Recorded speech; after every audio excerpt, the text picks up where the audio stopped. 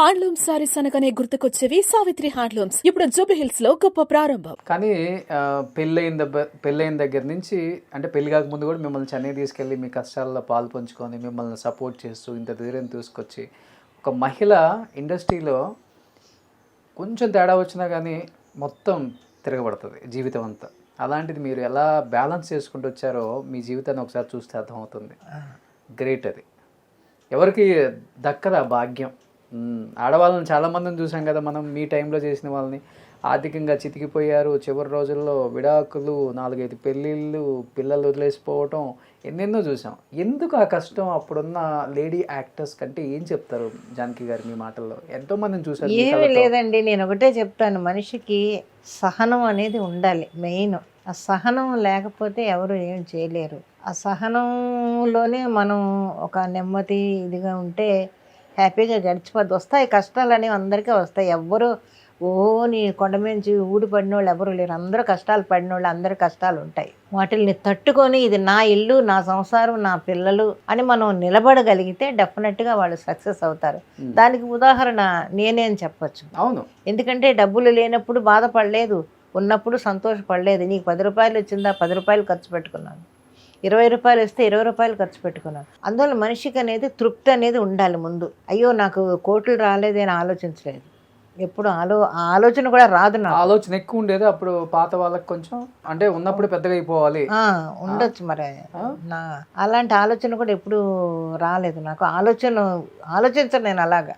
ఎందుకంటే లేనప్పుడు గంజినీళ్ళు తాగేది మనమే, ఉన్నప్పుడు పరమాన్నం తినేది కూడా మనం. అవును. మీరు గంజినీళ్ళు తాగలేదా? ఎందుకు తాగలేదు? అదే పడ్డాం కదా, నానా కష్టాలు పడ్డాం. ఎళ్ళ పుస్తుల తాడు సైతం అమ్ముకున్నాం. నాటకాలకు వచ్చిన కప్పులు గిప్పులు అన్నీ తాకట్లో పెట్టుకున్నాం. అవునా? మరి అప్పట్లో వెండి కప్పులు కదా, ఇప్పుడంటే చెక్కలు ఇస్తున్నారు తప్ప ఆ రోజుల్లో వెండే కదా ఇచ్చేవాళ్ళు. ప్యూర్ ఉంటుంది, ప్యూర్ వెండి. అవును. మరి అవన్నీ అమ్ముకొని తాకట్లో పెట్టుకొని మరి బతికాం, మరి పిల్లల్ని పెంచుకోవడానికి అలా జీవించాం. కాబట్టి ఈరోజు ఇలాగా ఉన్నా కూడా ఓహోని లగ్జరీగా మేము వెళ్ళలేకపోతున్నాం. రూపాయి విలువ తెలుసు. మా పిల్లలు బాగున్నారు, మా పిల్లల కన్నా వాళ్ళ పిల్లలు ఇంకా బాగున్నారు. ఇప్పుడు హ్యాపీ, అందరూ చక్కగా జాబులు చేసుకుంటున్నారు, ఎవ్వరికి ఏ లోటు లేదు, హ్యాపీగా ఉన్నారు. సో మనవరాళ్ళంతా జాబులు చేసుకుంటున్నారు. ఎవరికి ఇండస్ట్రీ అంటే ఇష్టం లేదు. But me column lady actors చాలా మంది చెడు వ్యసనాలకి వెంటనే అలవాటు పడిపోతారు. మందు, ప్యాకాట చాలా చూసుంటారు మీ కళ్ళతో కూడా. ఎప్పుడు ఆ ఊబిలోకి మిమ్మల్ని లాగాలని కానీ ఒక గిరి గీసుకొని ఆ గిరిలోనే ఉండేదాన్ని నేను. షూటింగ్కి వెళ్ళానా, అయిపోయిందా, ఇంటికి వచ్చానా, అంతే. నా ఇల్లు, నా సంసారం, నా పిల్లలు, అది దాటి ఆ వాకిట్లో కూడా వెళ్ళేదాన్ని కాదు నేను. వేరే వాళ్ళ ఇంటికి కూడా వెళ్ళరు? ఎవరింటికి వెళ్ళను. సావిత్రమ్మ గాని ఎవరింటికి అస్సలు. ఎక్కడైనా సెట్లో కనిపించి హలో అంటే హలో అని పలకరించడం, అంతవరకే తప్ప ఎవరి ఇళ్ళకి వెళ్ళను, ఎవరితోటి ఎక్కువ మాట్లాడను, అనవసర విషయాలు అస్సలు మాట్లాడను. మనం ఎంత జాగ్రత్తగా ఉన్నా కానీ ఉంటారు కదా. ఉంటారు, ఎందుకుంటారు, బట్ ఎంకరేజ్ చేయరు. ఎవరిని అసలు దరిదాపులకి రాలేము. మామూలుగా ఉన్నామా, ఓకే, వచ్చి పలకరించారా, కూర్చున్నారా, మాట్లాడారా, అంతవరకు ఓకే. దానికి మించి మాట్లాడితే అప్పుడు మనం ఎదురు తిరగడమే తప్ప ఎందుకు మనం లేనిపోయినని కల్పించుకోవడం అని అనుకుంటాను. కోపస్తులా మీరు? వస్తుంది, మనిషిని కదా, కోపం రాకుండా ఎలా ఉంటుంది?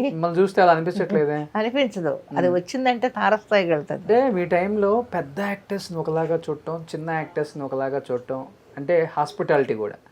అంటే వాళ్ళకేమో ఒక ఫుడ్, మనకు ఒక ఫుడ్, పంచభక్ష పర్వాణాలు పెడతారు అక్కడ. మన దగ్గరకు వచ్చేసరికి వేరేలాగా ఉంటుంది, అది మీకు తెలుసు కూడా. అడిగితే మనకి రివర్స్ కూడా సమాధానం చెప్తారు. మేనేజర్ అంటే ఫుడ్ వడ్డించే బాయ్ కూడా ఇదేనమ్మా పెట్టేది మీకు అనే మాట కూడా అంటారు. ఇవి చాలా చూసుంటారు కదా మీరు. అప్పుడు రోజుల్లో ఆర్టిస్టులు అందరూ కూడా వాళ్ళ క్యారియర్లు వాళ్ళు తెచ్చుకునేవాళ్ళు. సావిత్రి గారి దగ్గర నుంచి, నాగేశ్వరరావు గారి దగ్గర నుంచి, రామారావు గారు, మొత్తం అందరూ వాళ్ళ క్యారియర్లు వాళ్ళు తెచ్చుకొని వాళ్ళందరూ ఒక చోట కూర్చొని భోంచేసేవాళ్ళు. మిగతా అందరూ కూర్చున్న చోట మేము భోంచేసేవాళ్ళం. ఎప్పుడు ఆ మాటలు. పెద్ద యాక్టర్స్ తో కూర్చోరా మీరు? నేను కూర్చోను. ఎందుకు? ఏమో నాకు. మీరు కూడా పెద్ద యాక్టర్ కదా. నేను వెళ్ళను. వాళ్ళు పర్సనల్గా తెచ్చుకొని నేను వెళ్ళను. అసలు వాళ్ళు పిలిచినా కూడా నేను వెళ్ళను. అసలు ముందు వాళ్ళకి కనపడను. భోజనం టైంలో, భోజనాలు అలా కూర్చున్న టైంలో నేను వాళ్ళకి కంటపడను. ఇంత స్ట్రిక్ట్ రూల్ ఏంటమ్మా? ఏమో నాకు ఎందుకో ఇష్టం ఉండదు.